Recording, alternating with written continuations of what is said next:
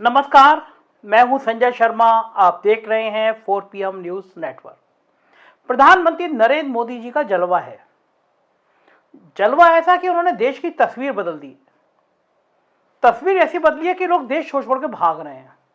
आज मैं आपको डिटेल से बताऊंगा पूरी कहानी, लेकिन इस दौर में राहुल गांधी के बिना बात शुरू हो जाए तो मजा नहीं आता। पता नहीं ये नौजवान कर क्या रहा है, क्या जादू कर रहा है।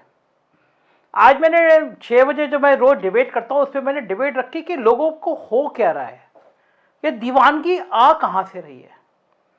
ठंड के दिनों में रजाई के बाहर पैर रखने का मन नहीं करता। आपको भी महसूस हो रहा होगा। कड़कड़ाती ठंड हो, मन नहीं करता है कि रजाई के बाहर निकल जाओ, मन करता है यहीं गरम गरम कोई चाय दे दे। ऐसे में टी शर्ट पहन के बंदा निकल गया है। आप सोचिए, 52 साल का एक व्यक्ति और पैदल टी शर्ट में हजारों किलोमीटर चल दे। और सबसे बड़ी बात यह कि ठंड में लोग रजाई का मोह छोड़कर ऐसे दीवानों के साथ उसके साथ जोड़ के चल रहे हैं कि ये कल्पनातीत बात है।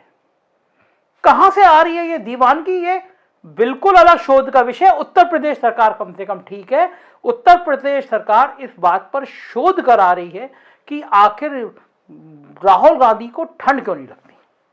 आप सोचिए, ये कांग्रेसी, ये छत्तीसगढ़ वाले, ये राजस्थान वाले, ये हिमाचल वाले, इनको अकल ही नहीं है कि अपने नेता पे शोध करा दे। तो शोध करा रही है उत्तर प्रदेश सरकार कि आखिर राहुल गांधी को ठंड क्यों नहीं लगती। और मोदी जी के जो सिपहसालार हैं, जो दिन भर मोदी जी कहते हैं, वो बड़ा ध्यान रखते हैं कि राहुल गांधी ने इनर पहना नहीं पहना है, टी शर्ट के अंदर क्या पहना है। वो तो अच्छा हुआ कि पैंट के अंदर क्या पहना है इस तक नहीं जाते, वरना बात और आगे तक चली जाती। पहले भी गई है बात। आज सुबह मैं देख रहा था, एक बीजेपी के नेता है, राहुल गांधी नाश्ता कर रहे थे, तो उस नाश्ते में 2-3 प्लेटें लगी हुई थी, तो डाला तेजस्वी का ब्रेकफास्ट। देखिए क्या है। असल में राहुल गांधी ने बहुत जोर से मिर्चें लगा दी हैं। जो हिंदुत्व की प्रयोगशाला थी उसके फोटो डाल देते हैं। महिलाओं के प्रति आपको पता ही है कि बीजेपी और संघ में महिलाओं की क्या स्थिति है। संघ तो खैर महिलाओं की एंट्री नहीं करता। आज राहुल गांधी ने महिलाओं के संग कुछ बहुत अच्छी तस्वीरें डाल दी और लाइनें भी क्या लिखी, मैं आपको पढ़ के सुना रहा हूँ। कांग्रेस ने इसको ट्वीट किया है, लिखी है, ममता समर्पण स्नेह त्याग, ममता समर्पण स्नेह त्याग, महिला शक्ति की भागीदारी के बिना भारत जोड़ने का ये महायज्ञ अधूरा रह जाता। यात्रा को अपनी शक्ति देने के लिए आप सभी का बहुत बहुत आभार। अब इतने बढ़िया फोटो के साथ अगर ऐसी महिलाओं की फोटो डालेंगे तो नेचुरली कि आधी आबादी जो है उसको अच्छा लगेगा। और मैं देख रहा हूँ बड़ी संख्या में महिलाएं, लड़कियां, बच्चियां सब राहुल गांधी के साथ चल रही है। जोश, एक लहर है। तो मैं बात आज के मूल मुद्दे की कर रहा था कि प्रवासी दिवस है और प्रवासी दिवस पे कई सारे आयोजन हुए। हमने देखा पूरे पेश के मध्य प्रदेश सरकार ने विज्ञापन दिया। चुनाव जब आते हैं तो 2 काम होते हैं। जिस राज्य में चुनाव आते हैं वहाँ हिंदू खतरे में आ जाता है।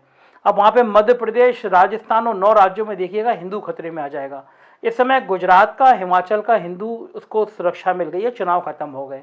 जहाँ जहाँ 9 राज्यों में, वहाँ का हिंदू खतरे में आएगा। दूसरा काम होता है कि मीडिया पे एकदम प्यार आता है, फुल पेज के विज्ञापन होंगे, टीवी चैनल पे विज्ञापन, करोड़ों रुपए फूंक दिया जाता है। तो प्रवासी दिवस का बहुत बढ़िया भाषण दिया प्रधानमंत्री जी ने। मैं आपको प्रधानमंत्री जी के पहले के दौर में लेके चलता हूं। देश को विश्व गुरु बनाने की प्रधानमंत्री जी की कोशिशें, उनकी तरफ लेके चलता हूं। मई 2014, आपको याद होगा, नरेंद्र मोदी जी पहली बार देश के प्रधानमंत्री बने। वो मोरारजी देसाई के बाद प्रधानमंत्री पद पर पहुंचने वाले दूसरे गुजराती थे। इसके 4 महीने बाद उनको लगा कि अब अमेरिका जाना चाहिए।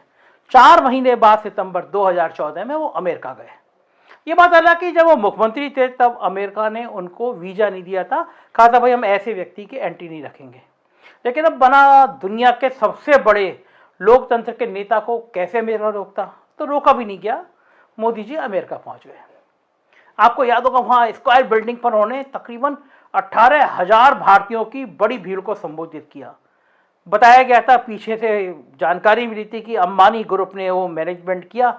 कॉर्पोरेट हाउस होते भी ऐसे ही हैं कि इस तरह की व्यवस्था करते हैं। हर तरफ से लाइट पड़ रही थी और मोदी जी जादूगर की तरह घूम रहे थे। मोदी मोदी नारे लग रहे थे। और पूरे देश में, हिंदुस्तान में जिन लोगों ने कोरोना काल में थाली बजाई थी, शंख बजाया था, वो सब गदगद थे। एक बड़ी भीड़ को मोदी जी ने संबोधित किया। वहां उन्होंने प्रवासी भारतीय समुदाय से अपील की कि 2015 में अहमदाबाद के प्रवासी भारतीय सम्मेलन में शिरकत करने के साथ साथ अपने वतन को भी अपने अनुभवों और अपनी पूंजी से समृद्ध करने का काम करें, उन्होंने अनुरोध किया। 5 साल बाद मई 2019 में भी मोदी जी फिर से प्रधानमंत्री बने। 4 महीने बाद वो फिर अमेरिका गए और वहां उन्होंने ह्यूस्टन में हाउडी मोदी कार्यक्रम में हिस्सा लिया। इस कार्यक्रम में 50,000 प्रवासी भारतीयों ने मोदी जी के लिए जयकारा का नारा लगाया। इसमें तो डोनाल्ड ट्रंप भी शामिल हुए थे, आपको याद होगा। मतलब अमेरिका में मोदी के कार्यक्रम में पहुंचने वाले भारतीयों की तादाद 5 साल में 18,000 से बढ़कर 50,000 पहुंच गई थी। लोग कहने लगे थे दुनिया में डंका बज रहा है, अमेरिका झुक गया है। अब इसके 2 मतलब निकलते हैं। एक तो मोदी जी प्रवासी भारतीय समुदाय में बहुत लोकप्रिय हैं और दूसरा यह कि मोदी जी की वजह से हिंदुस्तान छोड़ने वाले हिंदुस्तानियों की तादाद साल दर साल बढ़ती जा रही है। इस साल भी इंदौर में प्रवासी भारतीय सम्मेलन हो रहा है, उन्होंने मोदी जी ने वहां संबोधित भी किया है।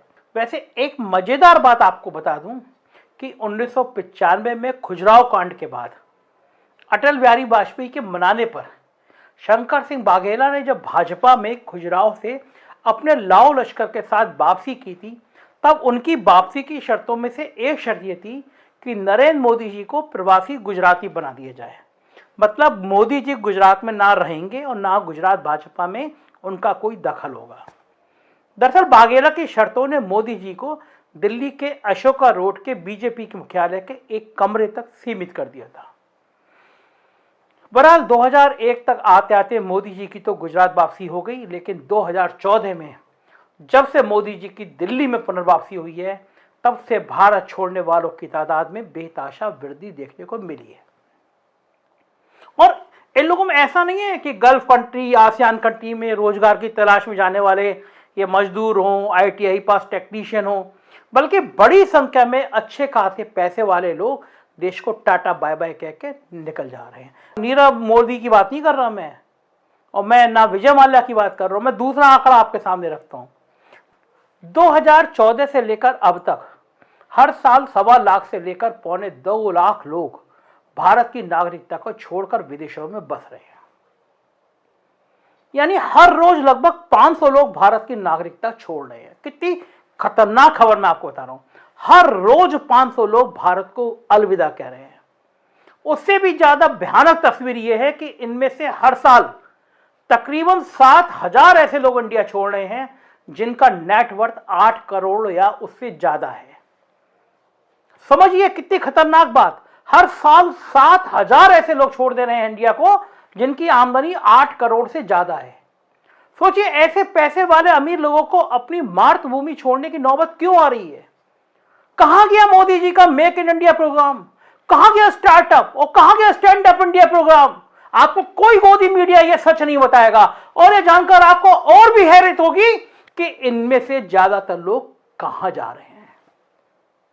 आप सोच रहे होंगे ये लोग दुबई, ओमान, मस्कट, शारजा या फिर मलेशिया, थाईलैंड, सिंगापुर जा रहे होंगे। नहीं, इन जगह पर तो जो लोग जा रहे हैं वो नागरिकता नहीं छोड़ रहे हैं, बल्कि वो लोग तो कमाकर वापस पैसे इंडिया भेज रहे हैं और मोदी जी का बोझ हल्का कर रहे हैं। बल्कि नागरिकता छोड़ने वाले और खास तौर से पैसे वाले लोग तो Canada, America, Britain, Australia, New Zealand और इटली में जाकर बस रहे हैं। कारण और हालात क्या है ये मैं अभी आपको बताऊंगा। क्यों जा रहे हैं इंडिया छोड़कर ये बताऊंगा मैं आपको। उस इटली में जहां राहुल गांधी के ननिहाल है और इसका लेकर मोदी जी की party troll army Rahul Gandhi पर निशाना साधती रहती है, वहां लोग हिंदुस्तान छोड़ छोड़ के वहां की नागरिकता ले रहे हैं। भारत के लोग इटली की नागरिकता लेकर मोदी जी की ट्रोल आर्मी को शर्मिंदा कर रहे हैं। सबसे बड़ा सवाल यह है कि आखिर इतनी बड़ी संख्या में लोगों के भारत छोड़ने का कारण क्या है। इतने लोग तो दुनिया के किसी भी देश को छोड़कर नहीं भाग रहे हैं। आखिर मोदी जी इनको रोक क्यों नहीं पा रहे। आइए आज मैं आपकी कुछ जानकारी मिलाता हूं और दिमाग की खिड़कियां खोलिए। मैं ये आपके लिए बात कर रहा हूं, आपके आने वाली नस्लों की बात कर रहा हूं, आपको सुधारने की बात कर रहा हूं। थोड़ा भक्ति काल से आगे निकलिए, आंखें खोलिए, सच देखिए। गोदी मीडिया नहीं बताएगा। मोदी जी के तमाम नारे मजदूरों को मजदूरी नहीं दिला पाते। ऑस्ट्रेलिया में प्रति घंटे की औसत मजदूरी भारतीय रुपए में मैं आपको बता रहा हूं 1800 रुपया है, जबकि भारत में हर घंटे 170 रुपए भी नहीं है। अमेरिका में यह प्रति घंटे की औसत मजदूरी की दर 945 रुपए, तो ब्रिटेन में लगभग 600 रुपया है। लेकिन इसके ठीक उलट इंडिया में देखिए, जहां आम आदमी की कीमत ही 5 किलो राशन की मासिक सहायता से तय होती है, और वहीं देश के बड़े कॉर्पोरेट हाउस में एक की कमाई कोरोना काल के विकट दौर में 90 करोड़ प्रति घंटा होती है, तो दूसरे की 1002 करोड़ रुपया प्रति दिन। अब आप खुद ही सोचिए, इतनी असमानता आय वाले देश में रुककर कौन अपना फ्यूचर खराब करके ज्ञानवापी और अखलाक की फ्रिज पर ध्यान लगाना चाहेगा? खासकर वो लोग तो बिल्कुल नहीं रुकेंगे जिनकी नेटवर्थ 8 करोड़ से ज्यादा हो, क्योंकि वो रुक गए तो कब पलक झपकते वो 8 करोड़ से 8000 पर आ जाएंगे, कब इनकम टैक्स उनकी जांच करने आ जाएगा, कब कोई नोटिस आ जाएगा, इसका कोई ठिकाना नहीं है। यह भी नहीं पता कब साहेब नोट बंद कर दें और कब ट्रेन फ्लाइट बंद कर दें। तब यही तय नहीं है तो भला इंडिया में रुकना कौन चाहेगा? दूसरा बड़ा सवाल, भारत का पासपोर्ट बेहद कमजोर है। ग्लोबल पासपोर्ट इंडेक्स के मुताबिक भारत 199 देशों की पासपोर्ट रैंकिंग में इस समय 71वें नंबर पर है, 71 नंबर पर। अब जहां रोज रोज जिस देश में रोज रोज हिंदू मुसलमान होगा, सत्ता समर्थित लोग आग लगाना चाहेंगे, भला वहां का पासपोर्ट कैसे मजबूत होगा? शांति रहेगी तभी तो उद्योग, पर्यटन, सर्विस सेक्टर ये सब चमकेंगे। भारत के पासपोर्ट से आप बिना वीजा 71 देशों की यात्रा कर सकते हैं। वहीं अमेरिका, ब्रिटेन के पासपोर्ट पर आप बिना वीजा 173 देशों में यात्रा कर सकते हैं। इसी तरह कनाडा और ऑस्ट्रेलिया के पासपोर्ट पर 172 देशों की यात्रा की जा सकती है। यह बड़ा कारण है कि इंडिया की नागरिकता छोड़कर लोग अमेरिका, कनाडा जैसे देशों की नागरिकता ले रहे हैं। इसके अलावा भारत में लिविंग स्टैंडर्ड ठीक नहीं है। शहरों में बेहद प्रदूषण है। चंडीगढ़, नवी मुंबई, सूरत जैसे कुछ शहरों को छोड़ दें तो सबका एयर क्वालिटी इंडेक्स बहुत खराब है। शिक्षा और हेल्थ में बहुत स्थिति खराब है। हर चीज के लिए प्राइवेट सेक्टर पर निर्भरता है, और प्राइवेट सेक्टर की स्थिति इतनी बेलगाम है कि पूछे मत। अब मेदांता में कोई इलाज कराने जाएगा कि 200 रुपए की चाय पीने जाएगा। इसके विपरीत यूरोप के अधिकांश देशों में शिक्षा और स्वास्थ्य के मामले में पब्लिक सेक्टर की स्थिति प्राइवेट सेक्टर से बेहतर है। ऐसे में भला कौन रुकेगा? यहां तो केरल, तमिलनाडु, हिमाचल जैसे राज्यों को छोड़ दें तो सरकारी शिक्षा इस हालात में पहुंच गई है कि केजरीवाल साहब को यह बहुत बड़ा चुनावी हथियार बन गया है। इन सबके अलावा भारत में दोहरी नागरिकता का प्रावधान न होना एक बड़ा कारण है, लेकिन यह बहुत बड़ा कारण नहीं है।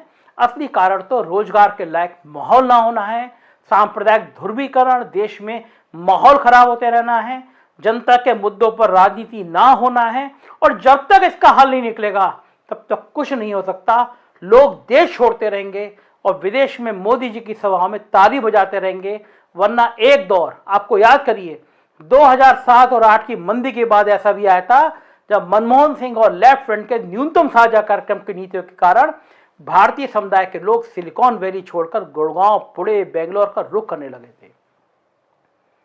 2007-8 के चुनाव में बराक ओबामा को अपने चुनावी अभियान में कहना पड़ गया था कि बफेरो अमेरिकी आईटी हब की नौकरियां बंगलौर खाए जा रहा है। आज उस बंगलौर के हाल देखिए। उस बंगलौर में हिजाब पे, खाने पे लड़ाई हो रही है। कर्नाटक के लोग छोड़ छोड़ के हैदराबाद शिफ्ट हो रहे हैं। नौकरियां, बड़े बड़ी फैक्ट्रियां हैदराबाद जा रही हैं। क्या हो रहा है? कब तक आप हिंदू मुसलमान से इस देश के लोगों को रोजी रोटी दे देंगे? कब तक आप हिंदू मुसलमान की आग से सत्ता ले लेंगे? देख रहे हैं आप, लोग छोड़ छोड़ के भाग रहे हैं, देश छोड़ के जा रहे हैं। काश और दिन फिर आ जाते हैं, लेकिन आएंगे कैसे, ये एक बड़ा सवाल है। जरूर देखिएगा। और भारतीय जनता पार्टी के नेताओं से अनुरोध है, थोड़ा राहुल गांधी की शर्ट खाने की जगह देश के हालात देख लें तो शायद देश सुधर जाए। शुक्रिया इस वीडियो को देखने के लिए। 4PM बिहार देख रहा हो तो उसको बिहार, यूपी का देखना हो तो 4PM यूपी, और गुजरात देखना हो तो 4PM गुजरात सब्सक्राइब करिएगा। शुक्रिया, थैंक यू।